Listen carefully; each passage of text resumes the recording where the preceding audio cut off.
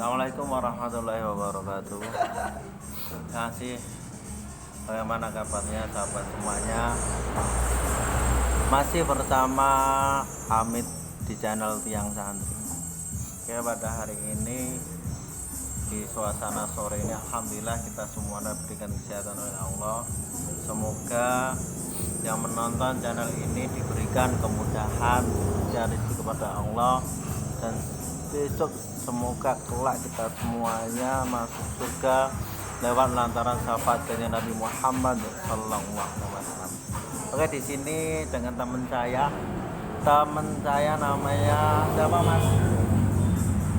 Apa dong? Deket dong. Halo semuanya, nama saya Mas Santo, saya dari Manes Renggo. Nah, ini Mas Santo. Mas Santo ini adalah seorang pemuda tokoh muda Manes Renggo. Dia sekolah S2 Mas ya? Iya. Di mana Mas? Di mana ya? Di UGM Mas, di UGM. Oh, sekolah di UGM.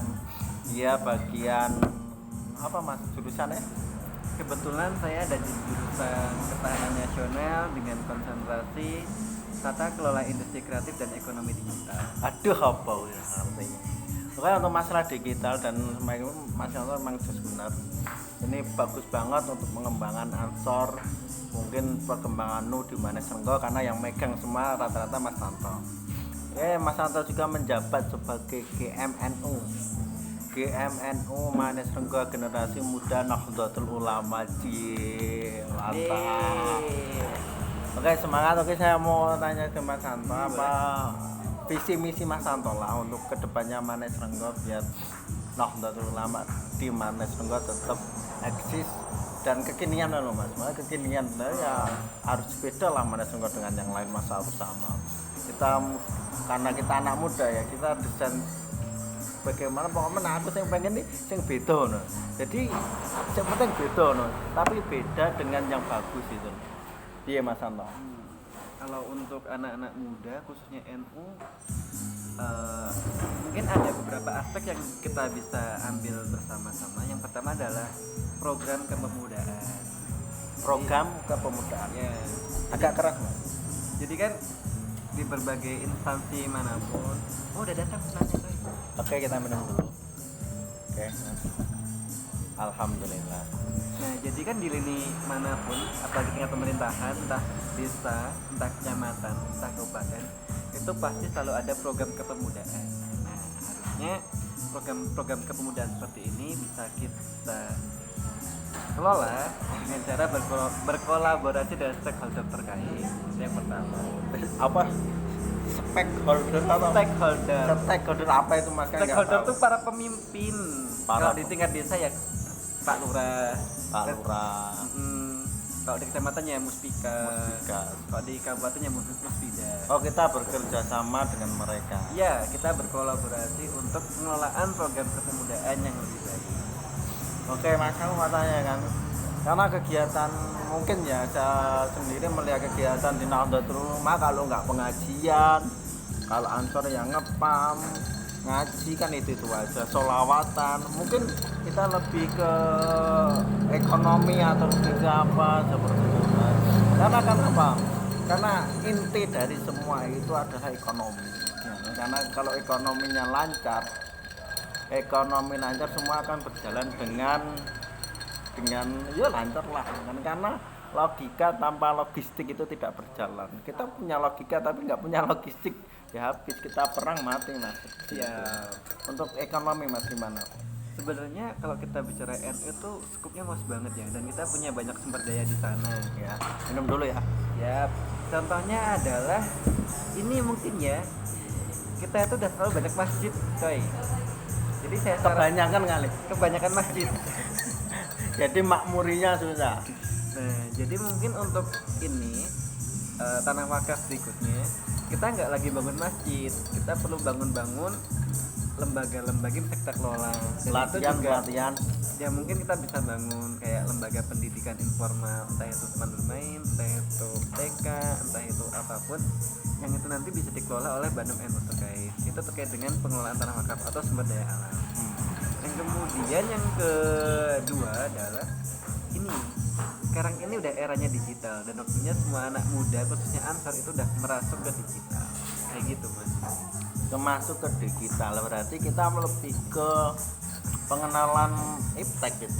Ya, karena sekarang teknologi itu ada di semua lini dan kalau kita nggak tahu teknologi kita bisa tertinggal sangat jauh dari yang lain. Karena mau nggak mau ya mas. Ya, Karena kalau ketinggalan kita bahaya. Orang sekarang ya kan di luar negeri itu ada perempuan tapi boneka ya. Atau banyak banget lah kalau kita ngomong. Karena saya rasa mungkin sudah saatnya warga Nahdlatul Ulama itu kita harus masalah iptek dan medsos itu kita harus kuasai. Karena kebenaran hanya yang dikatakan kebenaran ya kan, tapi dia manajemen isunya kurang. Itu kalah dengan kesesatan yang terorganisir ya kan. Itu kita kalah. Walaupun apakah kita harus sering-sering mengadakan pelatihan seperti itu ataukah ada lembaga yang menaungi tentang pelatihan seperti itu mas, ada enggak? kalau kita berbicara tentang media sosial emang sekarang ini kita udah masanya di ini ya post truth. Kasih.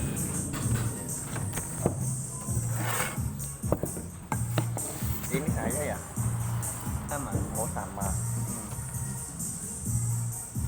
Oke sebelum makan kita ngan dulu mas, kita ambil intinya dulu. Jadi post truth itu adalah pasca kebenaran. Jadi sekarang itu apapun di dunia maya yang viral dan itu di-share orang banyak, diamini orang banyak, itu bisa menjadi kebenaran walaupun padahal itu hoax sebenarnya. Itu yang namanya post truth. Nah, makanya teman-teman berbagai mazhab atau aliran yang lain itu pasti mereka ada salah satu spesifikasi yang harus menguasai media. Untuk ini post truth ini berguna untuk opini publik, menggiring opini publik sesuai dengan apa yang kita inginkan. Begitu mas. Nah kalau di lembaga di NU khususnya di Ansor ataupun di IPNU ataupun di yang lain itu emang harus ada materi pengenalan tentang media dan teknologi di masing-masing rekrutmen formalnya. Kalau di Ansor ya di PKD-nya itu ada. Iptek dan karena kemarin perasaan saya PKD nggak ada ya itu ya. Nah ini sekarang masanya udah kesana semua, jadi harus ada ya.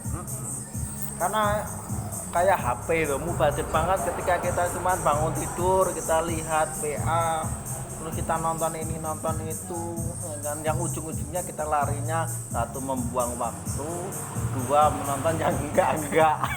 Ini anak VPN coy, anak VPN gitu ya. Anak apa? Anak VPN. Apa itu? Enggak usah diumbar. Masa buka kartu di sini. Jadi itu harapan anak muda Nahdlatul Ulama seperti kita Ibnu, Fatayat, Ansor itu harapannya gimana? Kalau di berbagai daerah yang lain di Jawa Timur, di Jawa Barat. Harapan mas harapannya. Ini harapan. Jadi GMM itu gimana ya? Kita harus menjalankan 4 fungsi yang ada. 4 fungsi yang ada. Satu. Yang pertama adalah forum silaturahim. Ini jelas mendatangkan rezeki ya mas ya. Rezeki, silaturahim, rezeki jodoh insya Allah. Yang kedua, GMNU harus bisa menjadi lem perekat antar banom.